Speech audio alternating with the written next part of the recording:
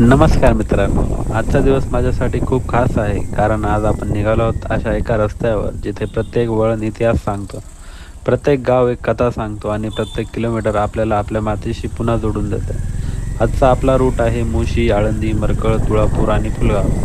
हा फक्त एक बाईक राईडचा आनंद नाही, तर हा महाराष्ट्राच्या इतिहासाचा, अध्यात्माचा आणि स्वाभिमानाचा प्रवास आहे. चला हेल्मेट घट्ट करूया, इंजिन सुरू करूया आणि निघूया. सध्या आपण मुशीमधून प्रवास सुरू करत आहे. आज मुशी झपाट्याने विकसित होत आहे. मोठे मोठे उद्योग, नवीन सोसायट्या, रुंद रस्ते आणि सतत वाढणारं शहर. पण काही दशकांपूर्वी ही जमीन हिरवीगार शेतांनी भरलेली होती. या मातीत शेतकऱ्यांचा घाम गाळला, पिढ्यानपिढ्या कुटुंब वाढवली आणि काळानुसार गाव शहरात बदलत गेला. बाईकचा आपण आता थोडासा स्पीड वाढवू. दोन्ही बाजूला दिसणारी झाडं, सकाळचा गार वारा आणि इंजिनचा आवाज. बाईक चालवण्याचा प्रत्येकाला हे क्षण शब्दात सांगता येत नाही. ते फक्त अनुभवावेच लागतात. आता शहराची गर्दी मागे पडत आहे. समोर मोकळा रस्ता दिसायला सुरुवात होईल थोड्याच वेळामध्ये. जीवनात कधी-कधी असा मोकळा रस्ता मिळायला हवा, जिथे ना घाई असते, ना ताण, ना आपण, ना आपली बाईक, ना आपले विचार. बस एवढंच. मित्रांनो, आता आपण आळंदीच्या रोडला जातोय. आळंदी हे नाव आत्ताच वापरलं मनामध्ये नम्रताची भावना तयार होते. ही संत ज्ञानेश्वर माऊलींची भूमी आहे. कल्पना करा, सुमारे 700 वर्षांपूर्वी या परिसरात ना गाड्या होत्या, ना मोबाईल, ना काही सोयीसुविधा. फक्त इंद्रायणी नदी आणि शांत गाव आणि ज्ञानाचा शोध घेणारे एक तरुण संत. अवघ्या 16व्या वर्षी त्यांनी ज्ञानेश्वरीसारखा महान ग्रंथ लिहिला. त्या काळात संस्कृत भाषा सामान्य माणसाला समजत नव्हती. अशा वेळेस माऊलींनी स्वतः भगवद्गीतेचं ज्ञान साधा मराठी भाषेत लोकांपर्यंत पोहोचवलं. आता ही जी काही आपली भाषा आहे, ही सगळ्यांना समजावी, त्याच्यामुळेच त्यांनी मराठीमध्ये ज्ञानेश्वरी हा ग्रंथ लिहिला होता. म्हणून आजही लाखो वारकरी त्यांना प्रेमाने माऊली म्हणतात. रस्त्यावरून जाताना तुम्हाला एखादा वारकरी दिसतो, त्याच्या हातात टाळ दिसतो, खांद्यावर भगवा झेंडा आणि त्याच्या होठावर तुकोबा, ज्ञानोबा असा गजर राहतो. ही फक्त परंपरा नाही, शेकडो वर्षांची श्रद्धा आहे. दरवर्षी लाखो वारकरी आळंदीहून पायी पंढरपूरला जातात. आत्ताच पंढरपूरला काही दिवसांपूर्वी दिंडी गेली होती आणि एकादशी देखील झाली. त्याच्याकडे काही महागडी गाडी नसतात, साधन नसतात, पण त्यांची श्रद्धा मात्र अमर्याद असते. आता इंद्रायणी नदी आपण क्रॉस करून पुढे आलोय. पाण्यावर पडणारा सकाळचा सूर्यप्रकाश, मंदिरात निघंटेचा नाद, अशा अनेक ठिकाणी काही क्षण येतात. आता या प्रत्येक गोष्ट तुम्हाला या व्हिडिओतून दाखवणं शक्य नाही. याच्यासाठी तुम्हाला स्वतः तिथे येऊन या गोष्टी बघाव्या लागतात. प्रवास फक्त सांगण्यासाठी नसतो किंवा पोचण्यासाठी नसतो, तो स्वतःला शोधण्यासाठी पण असतो. आणि आळंदी हे त्याच्यासाठीच एक सुंदर ठिकाण आहे. आता आपण चाललो आहे आळंदी क्रॉस करून मरकळच्या दिशेने. आता आपण आळंदीच्या आसपास होतो. पहिल्यांदा तिथे येणाऱ्या प्रत्येक गोष्ट लगेच जाणवते. इथली शांतता, रस्त्यावर गर्दी, भाविकांची वर्दळ, वातावरण एक वेगळीच प्रसन्न.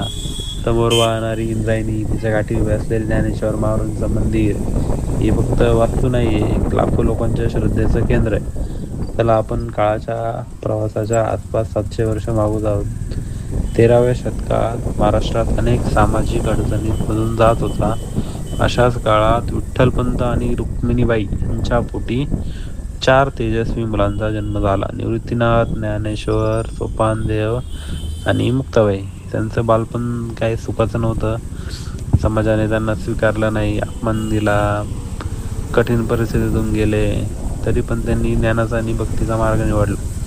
ज्ञानेश्वर माऊली लहान वयापासून अत्यंत बुद्धिमान होते. त्यांच्या शब्दांमध्ये इतकी ताकद होती की सामान्य माणसालाही अध्यात्म सण समजायचे. भगवद्गीता त्या काळात संस्कृतमध्ये होती. सामान्य शेतकरी, कारागीर किंवा गावकरी ती वाचू शकत नव्हता.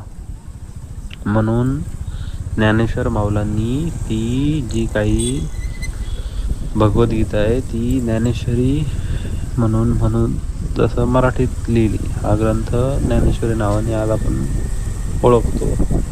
आळंदीमध्ये एक प्रसिद्ध कथा सांगितली जाते. एकदा ज्ञानेश्वर माऊलींनी एका म्हशीकडून वेद म्हणून घेतले.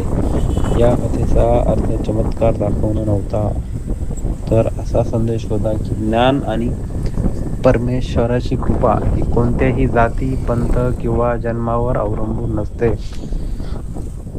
प्रत्येक जीवामध्ये देव आहे. ही विचारसरणी त्या काळासाठी अत्यंत क्रांतिदायक होती. आता आपण मंदिराच्या परिसरातून पुढे निघतोय. कोणाच्या हातात टाळ आहे, कोणाच्या हातात मृदुंग आहे, कोणी शांत ध्यान करत असतं, कोणी डोळ्यात पाणी आणून माऊलींच्या समाधीकडे बघत असतं. इथे आलं की मन आपोआप शांत होतं.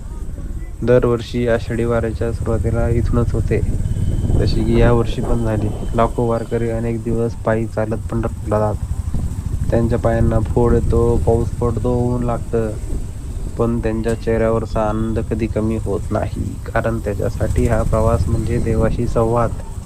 इंद्रायणी नदीच्या काठावर काही क्षण शांत बसा, मोबाईल बाजूला ठेवा, फक्त वाहणारं पाणी ऐका. कदाचित तुम्हालाही जाणवेल की आयुष्यातील सर्वात मोठी श्रीमंती म्हणजे मनाची शांतता. आळंदी आपल्याला शिकवते, ज्ञान असेल तर अहंकार नको, भक्ती असेल तर भेदभाव नको, आयुष्य असेल तर ते इतरांसाठी उपयोगी पडलं पाहिजे. ही संत ज्ञानेश्वर महाराजांची शिकवण.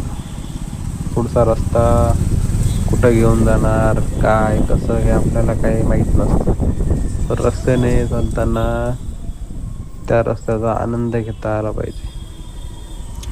आता याच्यानंतर जे आपल्याला गाव लागणार आहे ते मरकळ या नावाने जास्त प्रसिद्ध आहे.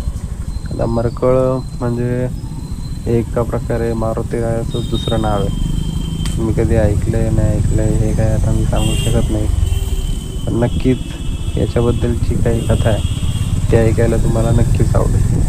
आणि पुढच्या ब्लॉगमध्ये मी तुम्हाला ही कथा नक्की सांगणार. तोपर्यंत बाय बाय, थँक्यू. आणि माझ्या चॅनलला सबस्क्राईब करा, लाईक करा आणि व्हिडिओ जास्तीत जास्त शेअर करा, जेणेकरून अशाच प्रकारे पुढच्या मरकळची आणि बाकी गावांची पण माहिती मी तुम्हाला देऊ शकेल.